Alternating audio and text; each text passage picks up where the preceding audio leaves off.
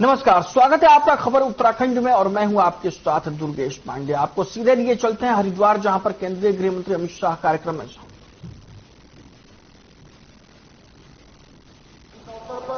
मैं पुनः आज आदरणीय गृह मंत्री जी का इस सरदारनंद की धरती पर देवभूमि उत्तराखंड पधारने पर और आप सब लोगों को जो उनका उद्बोधन मिलने वाला है उसके लिए मैं आप सबको शुभकामनाएं देते हुए और आदरणीय गृह मंत्री जी का अपने हृदय की गहराइयों से अभिनंदन करते हुए अपनी वाणी को विराम देता हूं। बहुत बहुत धन्यवाद। जय हिंद, जय भारत, जय उत्तराखंड, भारत माता की। बहुत बहुत धन्यवाद माननीय मुख्यमंत्री जी। अब मैं अपने गुरुकुल कांगड़ी विश्वविद्यालय के कुलाधिपति जिस भारत की कल्पना स्वामी श्रद्धानंद जी करते थे, उस भारत को बनाने का काम, उस भारत को गढ़ने का काम निरंतर रूप से जारी है। निरंतर रूप से उस काम को आगे बढ़ाया जा रहा है। आज आदरणीय प्रधानमंत्री मोदी जी के नेतृत्व में संपूर्ण विश्व न केवल हमारी शक्ति से और सामर्थ्य से परिचित हो रहा है, बल्कि प्रत्येक क्षेत्र में आज संपूर्ण विश्व भारत का अनुसरण कर रहा है। जहां 10वें नंबर की हमारी 11वें नंबर की इकोनॉमी होती थी, वो इकोनॉमी आज ऐसे कठिन समय में जहां दुनिया के अनेकों देश आज अव्यवस्थित हो गए। आज कल G20 का सम्मेलन हमारे रामनगर में हो रहा था। मैं 2-3 देशों के प्रतिनिधि वहां कुछ लेट से पहुंचे, तो मैंने पता किया कि वो लेट से क्यों आए, तो उन्होंने कहा कि हमारे यहाँ की अर्थव्यवस्था इस कोरोना महामारी के समय में समाप्त हो गई। कोरोना महामारी के समय में हमारी अर्थव्यवस्था बिगड़ गई, अव्यवस्थित हो गई। ऐसे समय में भी भारत को महाशक्ति की ओर ले जाने का काम, भारत को दुनिया का दिशा देने वाला देश बनाने का काम आदरणीय मोदी जी के नेतृत्व में आगे बढ़ रहा है। भाइयों बहनों, आज संपूर्ण विश्व कहीं न कहीं हमारी जो संस्कृति है उसको भी अपना रहा है। निश्चित रूप से केंद्रीय गृह मंत्री अमित शाह एक दिवसीय हरिद्वार दौरे पर हैं। हरिद्वार में अमित शाह के 3 कार्यक्रम हैं। आपको बता दें कि इस दौरान अभी मौजूदा वक्त में अमित शाह गुरुकुल कांगड़ी विश्वविद्यालय के दीक्षांत समारोह में शामिल हो रहे हैं और अमित शाह के दौरे के मद्देनजर हरिद्वार में सुरक्षा व्यवस्था के कड़े इंतजाम किए गए हैं। एसएसपी अजय सिंह ने बताया कि गृहमंत्री की सुरक्षा में 1500 पुलिसकर्मियों के साथ ही पीएसी और पैरामिलिट्री फोर्स भी तैनात की गई है।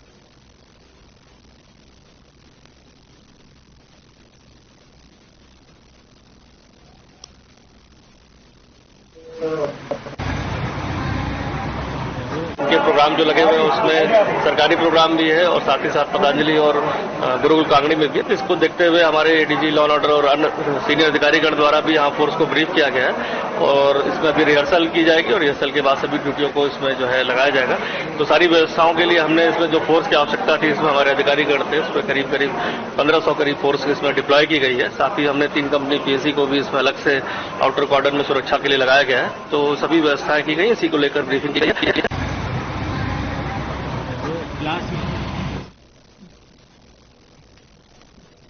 वहीं उत्तराखंड के पूर्व मुख्यमंत्री भगत सिंह कोश्यारी जशपुर दौरे पर रहे, जहां बीजेपी कार्यकर्ताओं ने उनका फूल मालाओं के साथ जोरदार स्वागत किया। आपको बता दें कि जशपुर स्थित स्वागत मंडप में पार्टी की तरफ से आयोजित कार्यक्रम में शिरकत करने पहुंचे उत्तराखंड के पूर्व मुख्यमंत्री भगत सिंह कोश्यारी।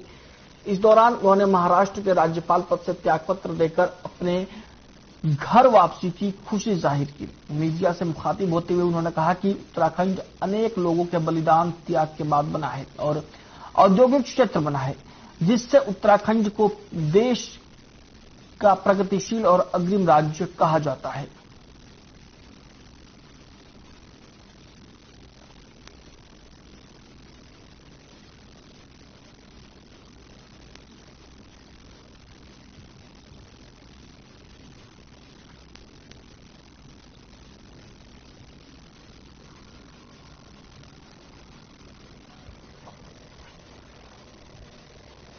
वहीं धामी सरकार के 1 साल पूरे होने पर विकासनगर में कार्यक्रम का आयोजन किया गया, जिसमें बतौर मुख्य अतिथि क्षेत्रीय विधायक मुन्ना सिंह चौहान समेत तमाम विभागों के अधिकारियों ने भी शिरकत की।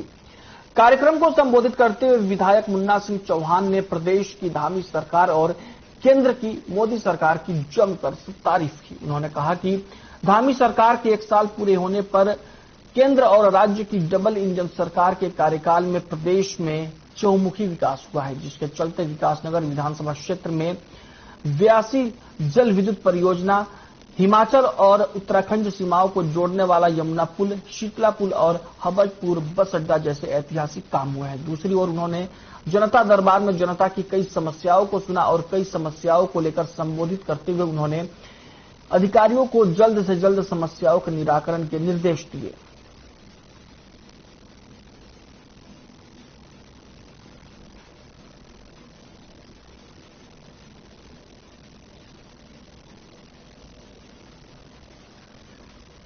बेनिफिशियरी है। सरकार के 1 वर्ष का कार्यकाल पूरे होने के उपलक्ष्य में ये बहुउद्देशीय शिविर का आयोजन किया गया और इस बहुउद्देशीय शिविर में लगभग सरकार के जितने विभाग हैं सभी विभागों के स्टॉल यहाँ पर लगे हैं और विशेष रूप से कुछ विभागों का तो सरकारी योजनाओं के प्रचार प्रसार उसकी जानकारी देना वो भी एक उद्देश्य है।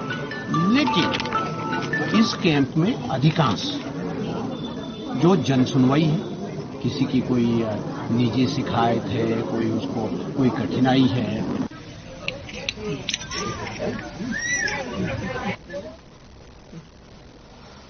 वहीं कांग्रेस नेता भक्त चरण दास ने केंद्र सरकार पर हमला बोला है। भक्त चरण दास ने राजधानी देहरादून में पत्रकार वार्ता कर कई गंभीर आरोप लगाए। इस दौरान उनके साथ उत्तराखंड कांग्रेस प्रदेश अध्यक्ष करण माहरा और नेता प्रतिपक्ष यशपाल आर्य भी मौजूद रहे। भक्त चरण दास ने राहुल गांधी मामले में केंद्र सरकार पर जमकर हमला बोला। भक्त चरण दास का कहना है कि सरकार खुलेआम लोकतंत्र की हत्या कर रही है, जिसके चलते संसद से भी उनकी सदस्यता को रद्द कर दिया गया। लेकिन कांग्रेस चुप नहीं बैठने वाली है। हम लगातार सड़कों पर उतरकर अपनी आवाज उठाने का काम करेंगे।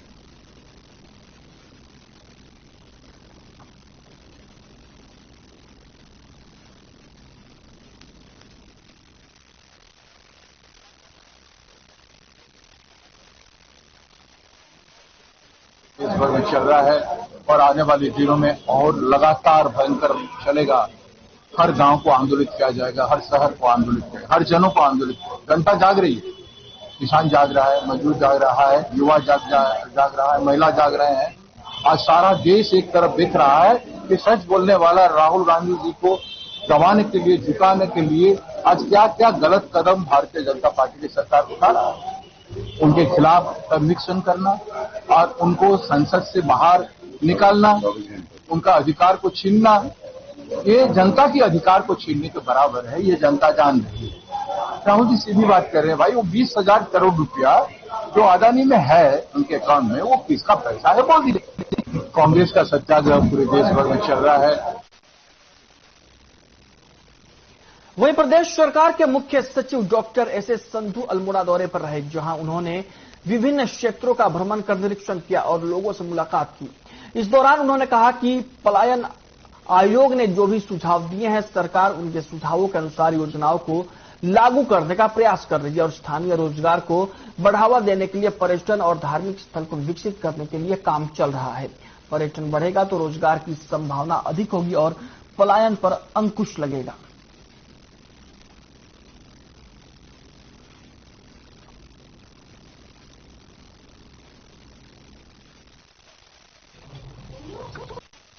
और आज तक की अच्छे सुझाव दिए हैं, तो उसके ऊपर गवर्नमेंट पहले ही काम कर रही है, लेकिन और काम करने की आवश्यकता है ताकि लोकल रोजगार मिले, तभी लोग रुकेंगे यहाँ। तो पर्यटन भी एक इसी दिशा में जो हम जो मास्टर प्लान बना रहे हैं, ये भी इसी दिशा में कदम है कि जब पर्यटन बढ़ेगा, रोजगार बढ़ेगा तो प्लान। और आज तक की पूरी सरहदी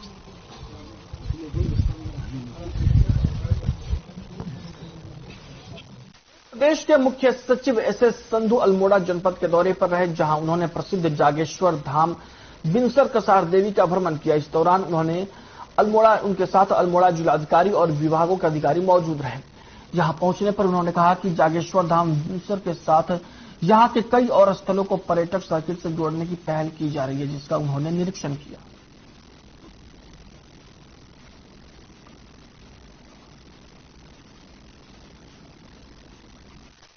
जागेश्वर का मास्टर प्लान बन रहा है और बाकी भी कसार देवी और बिनसर के लिए भी जो योजना है उस बन रही थी, तो मैंने देखा एक बार मौका खुद देख लिया जाए।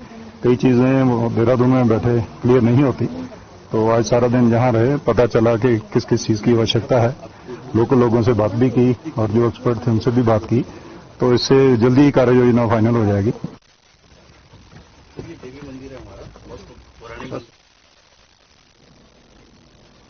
वहीं प्रदेश में मेडिकल कॉलेज बनाए जाने की मांग को लेकर आए दिन विधायक और जनप्रतिनिधि सरकार को ज्ञापन भेज रहे हैं, लेकिन सरकार के स्तर से जो जवाब आता है उसके बाद मेडिकल कॉलेज की मांग ठंडे बस्ते में चली जाती है। केंद्रीय स्वास्थ्य मंत्री मनसुख मांडविया ने मेडिकल कॉलेज खोले जाने को लेकर बड़ा खुलासा करते हुए कहा कि एक जिले में एक मेडिकल कॉलेज का कोई मापदंड निर्धारित नहीं है। मेडिकल कॉलेज खोलने के लिए मापदंड 400 बेड का अस्पताल और पर्याप्त भूखंड के साथ ही मरीजों का होना है। लेकिन उत्तराखंड स्वास्थ्य मंत्रालय हर बार विधायकों से यह कहकर शांत कर देता है कि एक जिले में एक ही मेडिकल कॉलेज का प्रावधान है, जिसके चलते दूसरा मेडिकल कॉलेज एक जनपद में नहीं दिया जा सकता है। अब केंद्रीय स्वास्थ्य मंत्री के इस बयान के बाद उन विधायकों में भी उम्मीद की किरण जगी है जो लंबे समय से अपने क्षेत्र में लोगों के लिए मेडिकल कॉलेज खोलने की मांग कर रहे हैं और लोगों को आश्वासन दे रहे हैं। जरूरी नहीं है, लेकिन उसके लिए मेडिकल कॉलेज चालू करने के लिए जो मिनिमम रिक्वायरमेंट होती है, 400 बेड की अस्पताल होनी चाहिए, इसके लिए लैंड होनी चाहिए, पेशेंट होना चाहिए, उसके मुताबिक मेडिकल कॉलेज खोली जाती है। आज देश में मेडिकल कॉलेज में बहुत बढ़ोतरी हुई है। केवल 8 साल में मेडिकल कॉलेज डबल हो गए। मेडिकल कॉलेज में सीट एमबीबीएस की डबल हो गई। पहले 54,000 एमबीबीएस की सीट थी, 9 साल में वो सीट बढ़ के आज 1,03,000।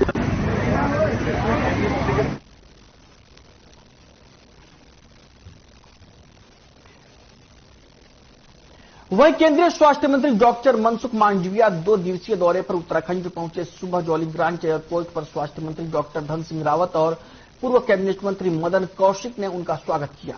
2 दिवसीय भ्रमण के दौरान वे आज सीमांत जनपद चमोली के मलारी गांव में प्रवास करेंगे। वहीं केंद्रीय स्वास्थ्य मंत्री मनसुख मांडविया ने देहरादून स्थित कैनाल रोड पहुंचकर जन औषधि केंद्र का निरीक्षण किया। इस मौके पर स्वास्थ्य मंत्री धन सिंह रावत समेत स्वास्थ्य से जुड़े हुए तमाम विभागीय अधिकारी मौजूद रहे। इस दौरान उन्होंने कहा कि जन औषधि केंद्र के तहत लोगों को सस्ती दवाइयां मिल रही है ताकि गरीब से गरीब जनमानस को स्वास्थ्य का लाभ मिल सके और कम कीमत पर उचित दवाइयां वो खरीद सके।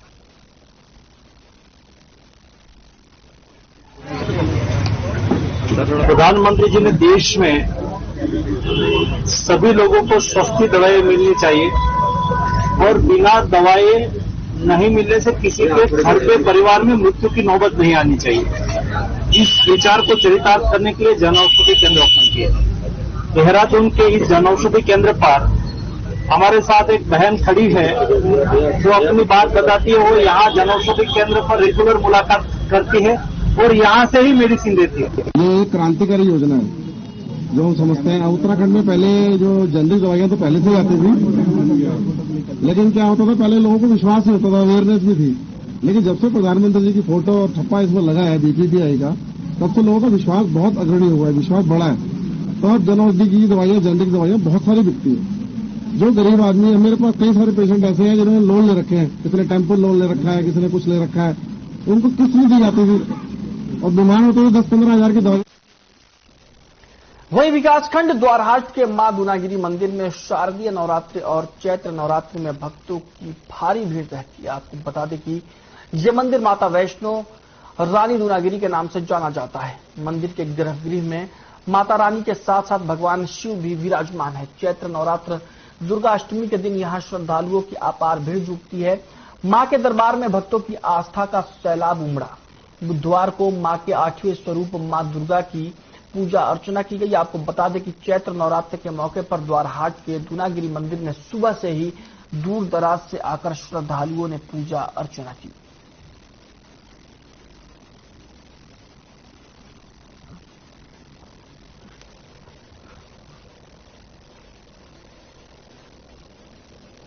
वहीं मायाकुंज स्थित सिद्धपीठ हनुमान मंदिर में श्री रामचरितमानस महायज्ञ का कार्यक्रम शुरू किया गया है। प्रतिदिन चलने वाले कार्यक्रम के तहत सैकड़ों साधु संत मंदिर में पहुंचकर कार्यक्रम में हिस्सा लेंगे।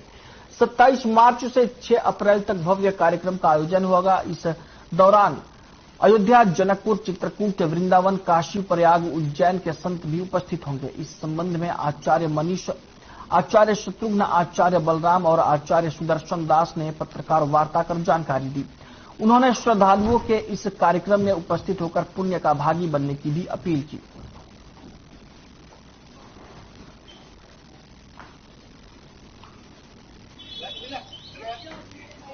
श्री राम जन्मभूमि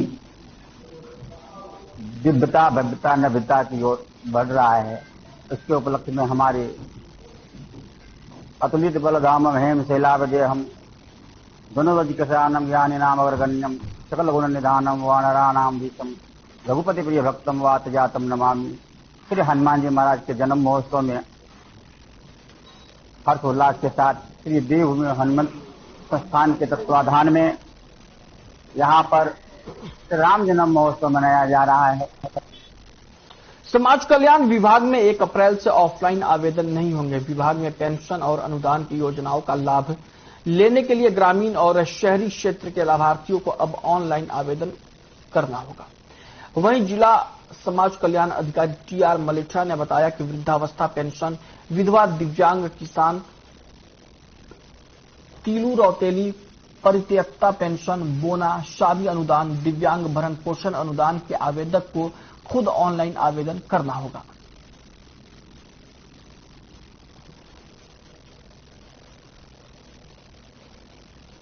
मैं एक्चुअली में जो भी हमारे पेंशन की जितनी भी स्कीम है, चाहे वृद्धावस्था पेंशन है, विधवा है, दिव्यांग पेंशन है, तीलू रौतेली पेंशन है, परित्यक्ता पेंशन है या बोना पेंशन है, किसान पेंशन, 8 प्रकार की पेंशन योजनाओं का संचालन होगा। और पुत्री की शादी के लिए जो अनुदान समाज कल्याण विभाग से दिया जाता है, ये वो योजना है। योजनाएं तो पूर्व में ही ऑनलाइन थी, लेकिन उसमें व्यवस्था एक्चुअली में जो एप्लीकेंट है उसके लिए नहीं थी। वो ऑफलाइन आवेदन पत्र हमारे कार्यालय में जमा करवा लेता था, विभाग से हम लोग उसको ऑनलाइन करते थे। वहीं पटवारी भर्ती पेपर लीक कांड के आरोपियों के खिलाफ एसआईटी बड़ी कार्रवाई करने जा रही है। एसआईटी ने उत्तराखंड लोक सेवा आयोग के अनुभाग अधिकारी संजीव चतुर्वेदी समेत 5 लोगों के खिलाफ पेपर लीक कराकर बनाई गई संपत्ति को जब्त करने के लिए जिलाधिकारी को रिपोर्ट भेज दी है। जिलाधिकारी की संस्तुति मिलने के बाद आरोपियों की 72,60,000 रुपए की संपत्ति को जब्त किया जाएगा। आपको बता दें कि पटवारी और जेई पेपर लीक मामले में हरिद्वार के कनखल थाने में मुकदमा दर्ज है, जिसमें 36 लोगों को गिरफ्तार कर जेल भेजा जा चुका है। वहीं कुल 22 लोगों पर गैंगस्टर एक्ट की धारा लगाई गई है।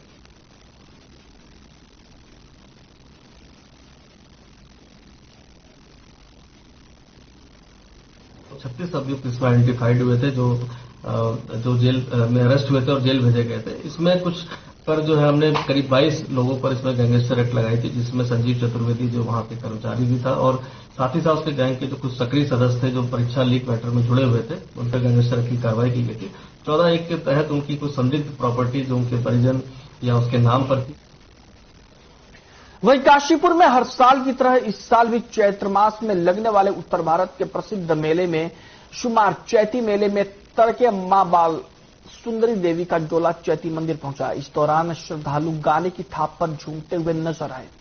पुलिस की कड़ी सुरक्षा के इंतजाम किए गए थे। वहीं मां बाल सुंदरी की स्वर्ण प्रतिमा को लेकर गाने बाजे और ढोल नगाड़ों के साथ सहायक प्रधान पंजाब मनोज कुमार अग्निहोत्री और हजारों भक्तों की भीड़ पालकी रूपी डोली को लेकर चैती मेला मंदिर पहुंची, जहां पर मां बाल सुंदरी 5 दिन चैती मंदिर में विराजमान रहने के बाद वापस धूम धड़ाके के साथ 4 और 5 अप्रैल की मध्यरात्रि वापस नगर मंदिर के लिए प्रस्थान करेंगी।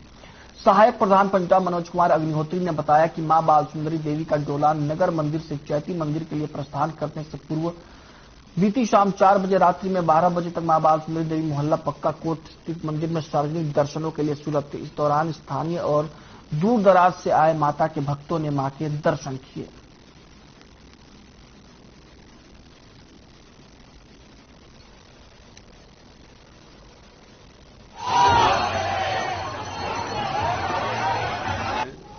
बजे से 12 बजे तक मां नगर मंदिर में दर्शनों के लिए सुलभ थी। श्रद्धालुओं ने वहां दर्शन किए उसके बाद 12 बजे कलश स्थापना होकर हवन पूजन हुआ और सांकेतिक बलि दी गई। 3 बजे नगर मंदिर से मां का डोला चैती मंदिर के लिए प्रस्थान किया और लगभग 4:15 पे मां यहां अपने स्थान पर विराजमान हो गई है। बहुत दिन से प्रस्तावित भी था और पवित्र ये जो डोला है, जो नवरात्रि पर्व में माता का डोला निकल के जाता है, अभी बस कुछ ही देर में यहाँ से प्रस्थान करने वाला है। चूंकि पहले से रूट डिसाइड है, पहले से व्यवस्थाएं डिसाइड है, उसी के हिसाब से पुलिस ने अपने इंतजाम भी किए हुए हैं। पुलिस की फोर्स की तैनाती की गई है। डोली के साथ भी हमारी फोर्स जाएगी। इसके साथ साथ वहां भी माता की डोली मंदिर में सकुशल जा सके। जितने भी हमारे श्रद्धालुगण हैं जिनकी आस्था है माता में, वो आराम से दर्शन कर सकें, इसके लिए पूरे इंतजाम किए गए हैं सुरक्षा के, और हम पूरी कोशिश करेंगे कि सकुशल सबकी यात्रा संपन्न कर दें।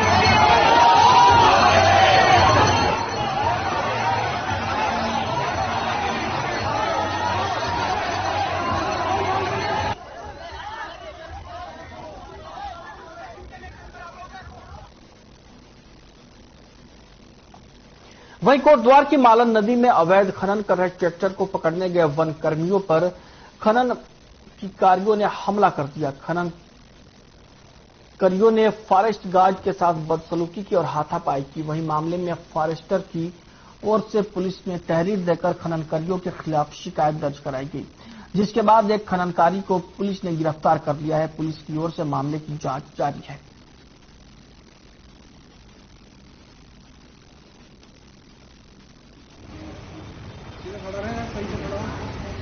का घटनाक्रम बताया हमारे जो मैंने इंस्पेक्टर साहब से पता किया, तो उनका कहना था कि कोई एक अवैध खनन के लिए कोई व्यक्ति कहीं गया हुआ था, तो वन क्षेत्र होगा, तो वहां जो फॉरेस्टर हैं उन्होंने रिस्पांस किया था, तो उनमें आपस में हॉट-टॉक और मारपीट हुई है। तो जैसे ही तहरीर आई, क्योंकि सरकारी कर्मचारी ने एक तहरीर दे रखी, तो उसमें इमीडिएट मुकदमा कर दिया है और विवेचना के हिसाब से आगे कार्रवाई। जी नमस्कार, ठीक ठाक है? क्या हो गया?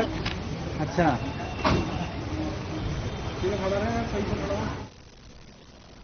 नगरपालिका परिषद में शहरी विकास विभाग के अधिकारियों की जांच टीम पहुंची, जहां पर उन्होंने नगरपालिका परिषद के दस्तावेजों की जांच की और रिपोर्ट शासन को देने के निर्देश दिए।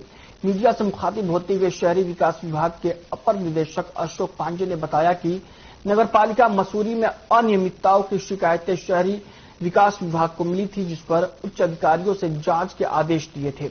इसी के संबंध में नगरपालिका में दस्तावेजों की जांच की गई। साथ ही यह भी बताया गया कि विशेषकर निविदाओं में अनियमितताओं को लेकर शिकायतें मिली थी, जिसकी जांच कर रिपोर्ट शासन को भेज दी जाएगी।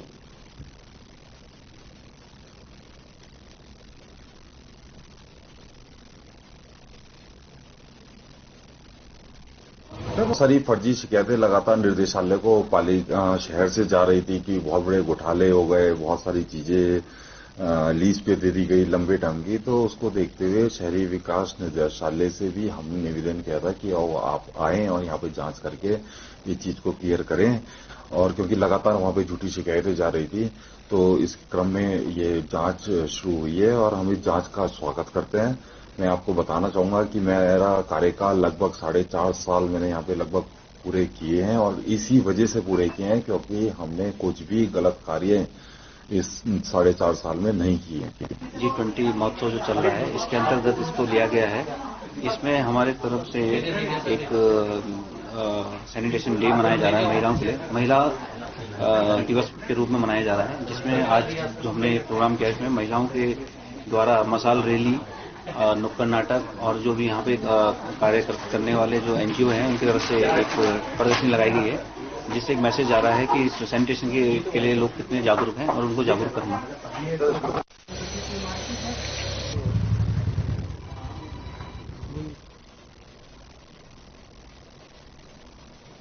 बुलेटिन में फिलहाल के लिए इतना ही। मुझे दीजिए इजाजत। नमस्कार।